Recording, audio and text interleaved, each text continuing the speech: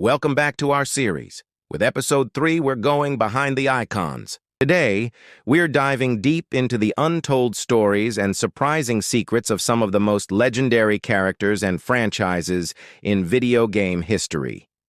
You think you know Mario? You think you've mastered the world of Halo or explored every block in Minecraft? Well, get ready, because some of these facts are going to completely change the way you see these digital legends.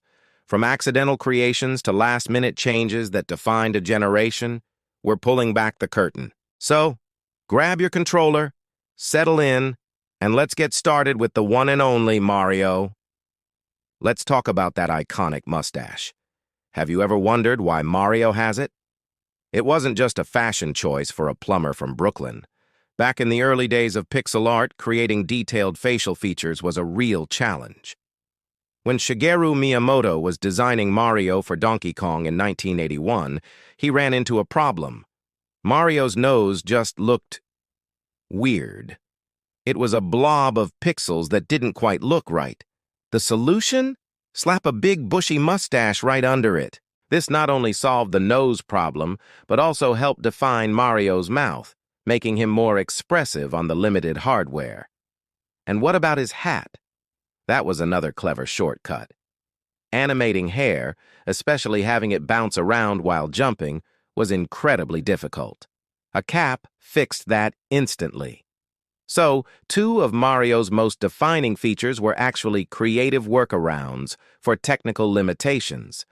It just goes to show that sometimes the biggest constraints lead to the most iconic designs. Now, what about his taller, greener brother, Luigi? We all know him as Player 2, the slightly more cowardly but equally capable sibling. But where did his name come from? It's actually a brilliant little pun. The name Luigi is quite similar to the Japanese word Ruigi, which means similar. Think about it. Luigi was created to be a similar character to Mario, using the same character model but with a simple color swap, a common practice in early video games to save memory and create a second playable character. So, his name literally describes his role in the game, the one who is similar to Mario. It's a subtle, clever nod from the developers that perfectly captures Luigi's identity. He's not just Mario's brother. He's a living, walking pun on the very concept of being Player 2. It is a perfect example of the playful creativity that has always been at the heart of Nintendo. All right, let's shift gears from the Mushroom Kingdom to ancient tombs and daring adventures. Let's talk about Lara Croft. She is, without a doubt, one of the most recognizable female protagonists in gaming history, a symbol of strength, intelligence, and adventure. But what if I told you that Lara Croft was originally supposed to be a man? That's right. The original concept for Tomb Raider featured a male lead, a classic adventurer type, think Indiana Jones with a bit more grit. The development team at Core Design was brainstorming, but they felt the character was too derivative, too similar to other action heroes of the time. Toby Gard, the lead artist, had a groundbreaking idea. What if they made the protagonist a woman? At the time, female leads in action games were incredibly rare. The team realized this was their chance to do something truly different, to create a character that would immediately stand out in a sea of muscle-bound male heroes. They wanted her to be sophisticated, intelligent, and from British aristocracy, which was a stark contrast to the typical action hero archetype. The studio executives were initially hesitant, but they eventually agreed to take the risk. And what a risk it was. Lara Croft became an overnight sensation, a cultural phenomenon that transcended gaming. This bold decision not only defined Tomb Raider, but also paved the way for countless strong female characters in the years that followed. It was a game-changing move that proved audiences were more than ready for a different kind of hero. Now let's jump from ancient ruins to the far reaches of space and talk about one of the most legendary sci-fi franchises ever, Halo. For millions of gamers, Halo is synonymous with Xbox. It was the killer app that launched Microsoft's console into the stratosphere and defined a generation of first-person shooters. But here's the shocker. Halo was never originally intended for the Xbox. In fact, it started its life as a game for Mac computers. Bungie, the studio behind Halo, first revealed the game at the 1999 Macworld Expo with none other than Steve Jobs himself introducing it. At that time, it wasn't even a first-person shooter. It was a real-time strategy game, which later evolved into a third-person shooter. So how did it end up on Xbox? Well, Microsoft was preparing to launch its own console and was desperately looking for a flagship title. They saw the incredible potential in Halo and, in a major power move, acquired Bungie in 2000. The development was then completely shifted to make Halo an exclusive launch title for the original Xbox.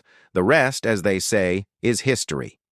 But it's wild to think about the alternate reality where Halo remained a Mac exclusive. The entire landscape of console gaming could have been completely different. The Xbox might never have gained the foothold it did without Master Chief leading the charge. Speaking of Master Chief, he's a character shrouded in mystery.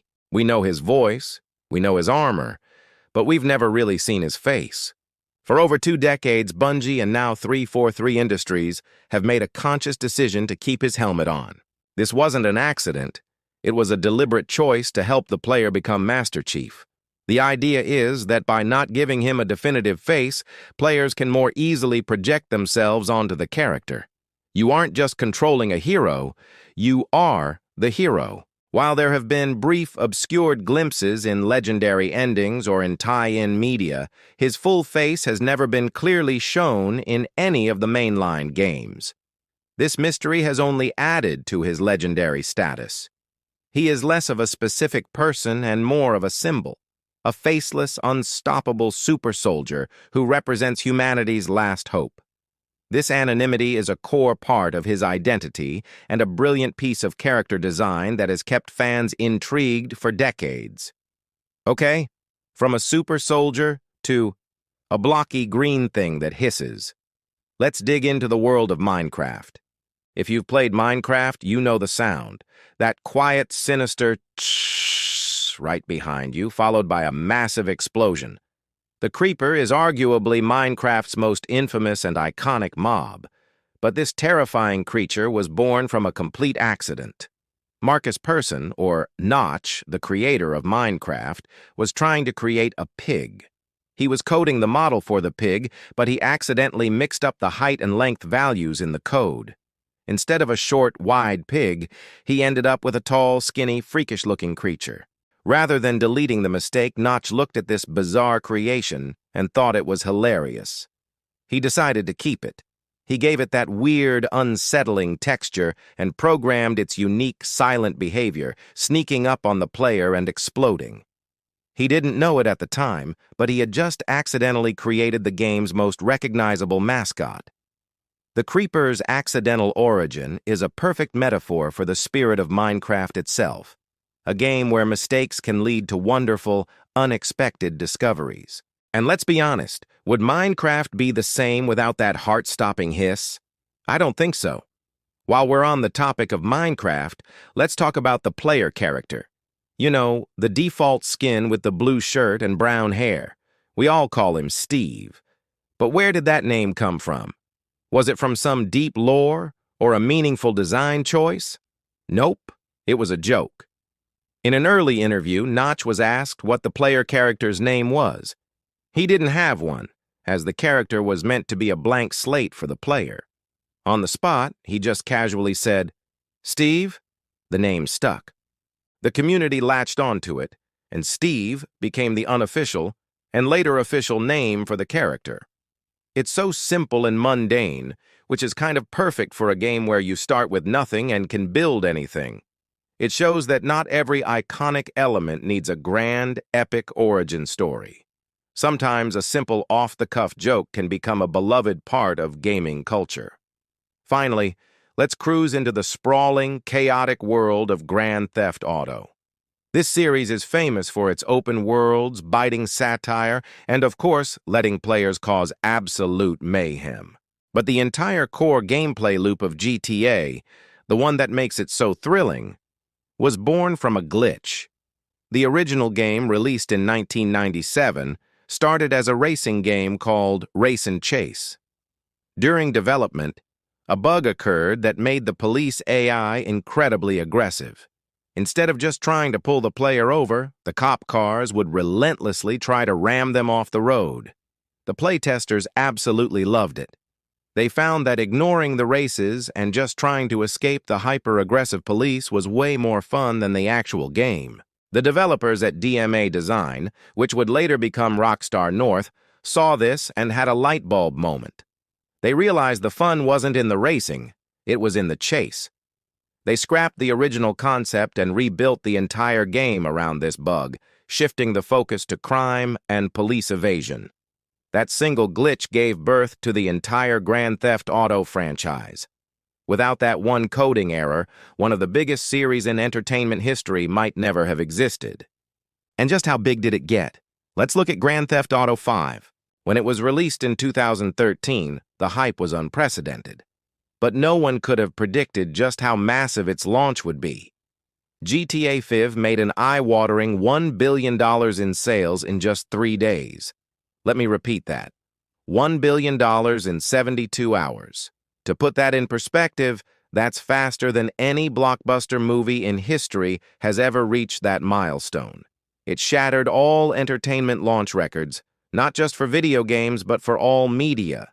It proved that video games were not just a niche hobby anymore. They were the dominant force in the entertainment industry. It's a testament to how far gaming has come, from a simple glitch in a racing game to a global cultural and financial juggernaut. And there you have it. From a mustache born of necessity to a franchise born from a glitch, the stories behind our favorite games are often as fascinating as the games themselves. It just goes to show you that creativity can come from anywhere. A technical limitation, a last-minute idea, or even a complete accident. What are some of your favorite behind-the-scenes gaming facts? Let me know down in the comments. Thanks so much for watching. If you enjoyed this journey behind the icons, don't forget to hit that like button, subscribe to the channel, and ring that notification bell so you don't miss our next episode. Until next time, game on.